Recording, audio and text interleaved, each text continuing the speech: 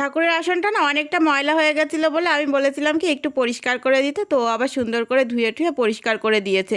তারপরে এই রঙিন একটা কাগজ ছিল, এটাও লাগিয়ে দিয়েছে। আমি এদিকে ফল কেটে নিচ্ছি, পুজো দেবো বৃহস্পতিবারের, আর ও আবার এই ঠাকুরটা একটু মুছে পরিষ্কার করে সুন্দর করে দিয়েছে। শুধু বৃহস্পতিবার বলে না, আজকে না আমার জন্মদিনও ছিল বলে ঠাকুরকে দিয়েছি পায়েস। মানে আমি একা কেন খাবো, ঠাকুর কেন খাবে না, ঠাকুরকেও দিয়েছি। তো দেখো এই যে বিকালবেলা এই যে সেই আসনটা আমি ডিজাইনটা তুলেছি, একদম ফোনে দেখে সিম্পল একটা ডিজাইন তুলেছি। এই জন্য, কারণ আমি হচ্ছে যদি আসন দেখে তুলতাম তাহলে হয়তো একটু অন্যরকম তুলতাম।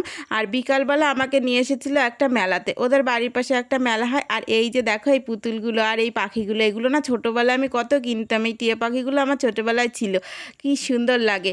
আর এই যে এরপরে মেলাতে গিয়ে ফুচকা আর ঘুগনি খাবো না, এটা কি হতে পারে? ফুচকা আর ঘুগনি খেলেই আমার হয়ে গেল। আর তারপরে বর এটা কিনে দিয়েছে, কত সুন্দর।